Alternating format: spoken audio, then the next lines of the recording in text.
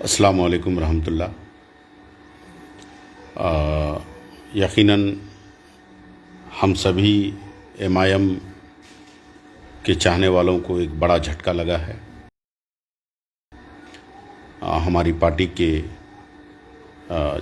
5 में से 4 विधायक आज बिहार में आरजेडी ज्वाइन कर लिया।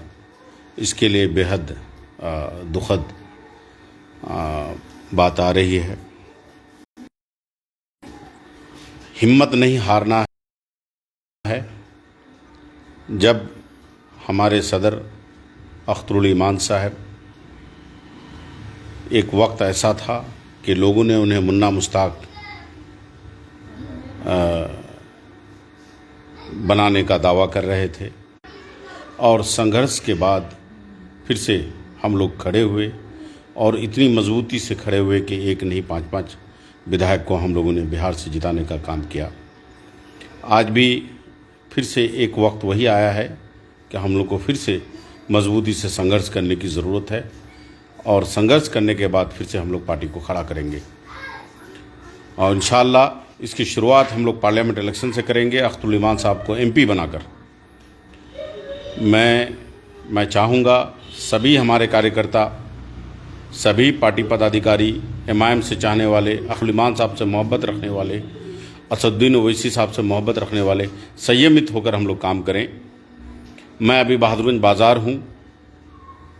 जो लोग, बहुत ज़्यादा फ़ोन आ रहा है, जो लोग हम लोगों से मिलना चाह रहे हैं, आना चाह रहे हैं, बहादुरगंज बाज़ार आएँ, आकर कॉल करें, हमसे मिलें। हम लोग मिल बैठ कर के कहीं बैठते हैं सर जोड़ कर। हमारे पास लगातार फ़ोन आ रहा है उस वक्त से। मैं अब तक इधर से किसी को फ़ोन लगाने का मौका नहीं मिल पा रहा है। फ़ोन आ रहा है मेरे पास, हाफिज। तो हम लोग थोड़ी देर के लिए बहादुरगंज में हम लोग आके बैठ करके हम लोग कोई एक डिसीजन पर लेंगे। ये खुशी की बात है कि कार्यकर्ता आज भी हमारा एमआईएम के साथ खड़ी है, पार्टी के साथ खड़ी है, अख्तरुल ईमान साहब के साथ खड़ी है। मैं गुजारिश करूँगा, लगातार फ़ोन आ रहा है मेरे पास, मैं लाइव आया हूँ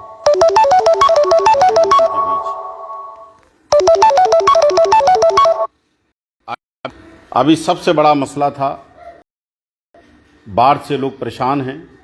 उनके दर्द को जानने के लिए उनके बीच जाने की ज़रूरत थी, लोगों की खिदमत करने की ज़रूरत थी, लोगों के साथ खड़ा होने की ज़रूरत थी, सीमांचल वालों के साथ खड़ा होने की ज़रूरत थी। अभी पार्टी वाटी बदलने की क्या ज़रूरत थी? लोगों ने जिताया था काम करने के लिए। अल्लाह के वास्ते फ़ोन ना करें। अभी तो हम लोगों को चाहिए था, हमारे एमएलएज़ को चाहिए था, ये जो चारों एमएलएज़ हैं, चारों एमएलएज़ बाढ़ग्रस्त, भयंकर डेंजरस बाढ़ग्रस्त एरिया से आते हैं। इन लोगों को चाहिए था कि हमारे बाढ़ एरिया में जाकर के काम करें। हमारे गरीबों का जो घर टूट रहा था बाढ़ में, जो लोग किसी तरह से अपने बच्चों को पाल रहे हैं, मैंने कई वीडियो ऐसा देखा कि नाव की कश्ती में केला का पेड़ का कश्ती बना करके बच्चे उसमें रात भर सोए हैं। किसी में सांप आ गया है, तो किसी में बिच्छू, किसी में चूटी, बर्तन उसी में है, बच्चे सो रहे हैं, ऊपर से बारिश हो रही है। इस दुख की घड़ी में हमारे एमएलएज़ को फ़िलहाल इन लोगों के साथ खड़ा होने की ज़रूरत थी। किसी कीमत पर इस वक्त पार्टी का खेल नहीं खेलना था। कम से कम लोगों के साथ हमें रहने की ज़रूरत थी इस वक्त। और ये वक्त बजाय हम लोग इधर के नहीं होकर के उधर चले गए। खैर, उन लोगों का अपना डिसीजन था, उन लोगों ने जो अपना डिसीजन लेना था ले लिया। हम लोग मजबूती से अख्तरुल ईमान साहब के साथ खड़े थे, खड़े हैं, खड़े रहेंगे इंशाअल्लाह। इस पार्टी को 5 विधायक से हम लोग इंशाअल्लाह ऊपर लेकर जाएंगे, 15-20 एमएलएज़ तक लेकर जाएंगे। और अल्लाह ने चाहा चारों सीट पर इस बार हम लोग दावा ठोकेंगे पार्लियामेंट का। हम लोग पार्टी छोड़ने वालों में से नहीं हैं। हम लोग मजबूती के साथ रहे हैं बैरिस्टर असदुद्दीन ओवैसी साहब के साथ, और रहेंगे, अख्तरुल ईमान साहब के साथ रहेंगे। मैं लगातार चूँकि फ़ोन काट रहा हूँ, लोगों का फ़ोन आ रहा है, तो बड़ा मेहरबानी, जिनको मिलना है वो बहादुरगंज आ जाएं। मैं बहादुरगंज पहुंच रहा हूं थोड़ी देर में। बहादुरगंज हूँ, कहीं बैठा हुआ हूँ। डाक बंगला साइड आ जाएं या हॉस्पिटल साइड आ जाएं, हम लोग कहीं वहीं पर बैठ लेंगे इंशाअल्लाह। बैठ करके पूरे हिंदुस्तान के लोगों से, गुजरात से फ़ोन आया, बंगाल से फ़ोन आया, उत्तर प्रदेश से बहुत ज़्यादा फ़ोन आ रहा है, झारखंड से फ़ोन आया, दिल्ली से फ़ोन आ रहा है, हैदराबाद से फ़ोन आया, महाराष्ट्र से फ़ोन आया।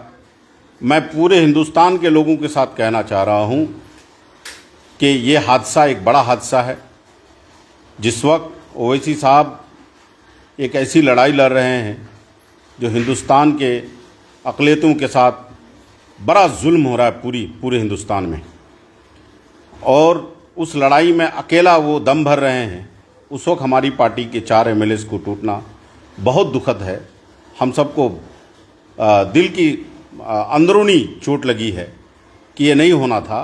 5 साल आप रहते, पार्टी में खिदमत करते, जो होता लोगों के बीच आप 5 साल करने के बाद यकीनन अगला इलेक्शन आता, फिर उससे पहले चले जाते, 2-4 माह 5 माह 6 माह पहले चले जाते।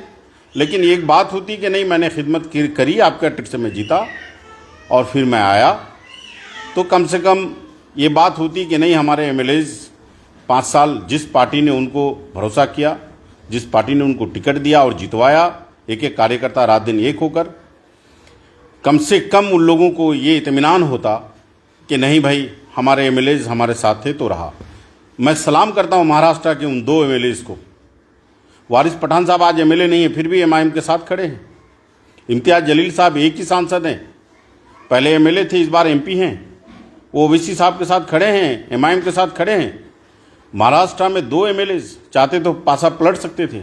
मैं सलाम करता हूं ऐसे लोगों को, और मैं सलाम करता हूं अख्तुल ईमान साहब को। वो चाहते तो, अगर वो दौलत में बिकना चाहते तो 5 एमएलएज को लेकर चले जाते, क्या उनसे ज़्यादा किसी को कोई दौलत मिल जाती?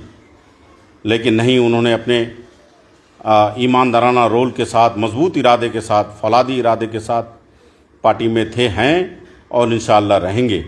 हम लोगों ने जिस तरह से मेहनत करके 0 से 5 एमएलएज हम लोगों ने इस बार लाया है, उम्मीद करते हैं इंशाअल्लाह हम लोग 15 से 20 एमएलएज इस बार जीतेंगे।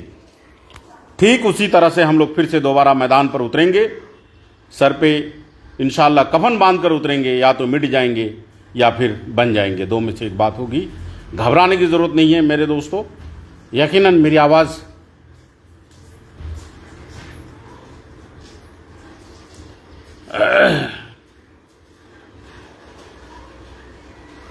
ये दुखद भरी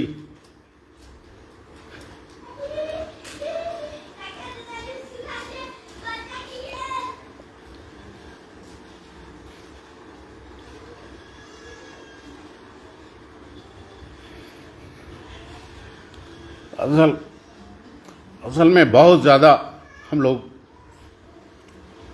कुर्बानी दे चुके हैं इस पार्टी के लिए।